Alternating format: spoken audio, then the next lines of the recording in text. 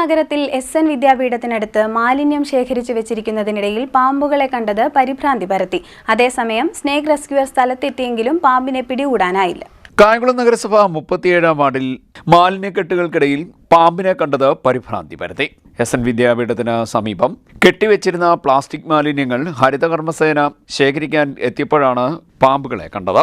2 പാമ്പുകളെയാണ് കണ്ടത്.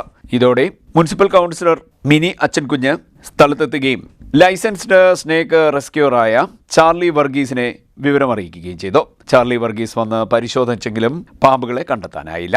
അതേസമയം വെള്ളിവരയൻ ഇനത്തിൽപ്പെട്ട പാമ്പുകളുടെ സാന്നിധ്യമാണ് ഇവിടെ ഉണ്ടായിരിക്കുന്നതെന്നും പാമ്പിനെയും പാമ്പ് കടിയെയും കുറിച്ച് ജനങ്ങൾക്ക് കൃത്യമായ ബോധവൽക്കരണം നൽകാൻ അധികൃതർ തയ്യാറാകണമെന്നും ചാർലി വർഗീസ് പറഞ്ഞു.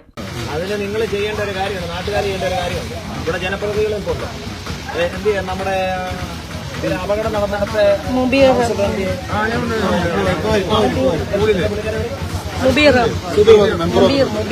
മുബീർ ഉൾപ്പെടെയുള്ള പ്രിയപ്പെട്ടവരെ അവിടെ ഒരു ക്ലാസ് സംഘടിപ്പിച്ചായിരുന്നു. അപ്പൊ ഞങ്ങള് ഫോറസ്റ്റിന്റെ നേതൃത്വത്തിൽ ഒരു ക്ലാസ് സംഘടിപ്പിക്കുന്നുണ്ട്. Snake awareness and snake bite. ഇവിടെ നിൽക്കുന്ന എത്ര പേർക്കറിയാം ഒരു സ്നേക് ബൈറ്റ് ഉണ്ടായാലും എന്ത് ചെയ്യണമെന്നുള്ളത്? ആർക്കും അറിയത്തില്ല. മനസ്സിലായി? അത് ഇവിടുത്തെ MBBS ഡോക്ടേഴ്സിനും അറിയത്തില്ല.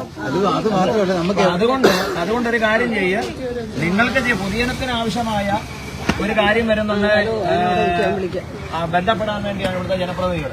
അവരോട് ആവശ്യപ്പെട്ടിട്ട് ഞാൻ പലതവണ ഇവിടെ സ്നേക്കിനെ റെസ്ക്യൂ ചെയ്യാൻ വന്നിട്ടുള്ള സാഹചര്യങ്ങൾ ഞാൻ ഇവിടുത്തെ മുനിസിപ്പാലിറ്റി അധികാരികളോട് ഞാൻ പറഞ്ഞിട്ടുള്ളതാണ് ഈ ഒരു ക്ലാസ് നടത്താൻ വേണ്ടി.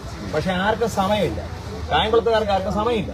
അപ്പൊ അതുകൊണ്ട് ആ സമയമില്ലാത്ത സമയം നമുക്ക് ഉണ്ടാക്കേണ്ട കാര്യമില്ല. അപ്പൊ പാമ്പുകൾ ഏതൊക്കെയാണ് അപകടകാരികൾ, ഏതൊക്കെയാണ് അപകടമല്ലാത്തത്, പാമ്പിനെ കണ്ടാൽ എന്ത് ചെയ്യും, നിങ്ങൾ പാമ്പിനെ കണ്ടാൽ എന്ത് ചെയ്യണം, ഈ പാമ്പ് ഇവിടുന്ന് ചലിക്കുന്നില്ല. മനസ്സിലായി? അപ്പൊ നിങ്ങളത് ചെയ്യേണ്ട ആരോഗ്യപരമായ കാര്യം ചെയ്തിട്ട് ക്ലാസ് അറേഞ്ച്മെന്റ് ചെയ്യാൻ നിങ്ങൾ ജനപ്രതിനിധികളുമായിട്ട് ബന്ധപ്പെട്ടിട്ട് അല്ലെന്നുണ്ടെങ്കിൽ ഇവിടെ എന്താ പറയുന്നത് അസോസിയേഷൻ ഉണ്ടെങ്കിൽ അസോസിയേഷന്റെ എന്തായാലും വാർഡ് മെമ്പറുടെ സാന്നിധ്യം നിശ്ചയമായിട്ട് ഉണ്ടാകണം. അവരുമായിട്ട് സഹകരിച്ച് വേണം കാര്യങ്ങൾ പോകാൻ. വാർഡിന്റെ മെമ്പറാണ് ഞാൻ രാവിലെ വിളിച്ച് പറഞ്ഞത്. അപ്പൊ അങ്ങനെയുള്ള ഏർപ്പാട് നിങ്ങൾ ആളിനെ സംഘടിപ്പിക്കുക. നിങ്ങൾ ചെയ്യേണ്ട ആളിനെ സംഘടിപ്പിക്കുക. എന്നാ പറയുക, പ്രൊജക്ടറൊക്കെ വെച്ച് നമ്മള് എന്നാ പറയുന്നത് പാമ്പിനെയൊക്കെ കാണിച്ചാണ് ഐഡന്റിഫൈ ചെയ്യുക. അതായത് മൂർഖനെ ഞാൻ തിരിച്ചറിയുന്നതെന്ന് പറയുന്നത് അത് 10 വർഷത്തേക്ക് മാത്രമേ അറിയത്തുള്ളൂ. എന്നാൽ 10 വിടത്താത്ത എത്രയോ മൂർഖൻ നമ്മുടെ മുക്കടേന്ന് അകത്തോട് കയറി പോകുന്ന എന്തോ പഞ്ചായത്ത് ഞാൻ ഓർക്കുന്നില്ല. രാത്രി ഞാൻ പോയെടുത്തു, പക്ഷെ അത് 10 വിടത്തിയതേ ഇല്ല. അപ്പൊ ആൾക്കാരെല്ലാം പറഞ്ഞ് ശരിയാണ്, മൊത്തം പേരും പറഞ്ഞു.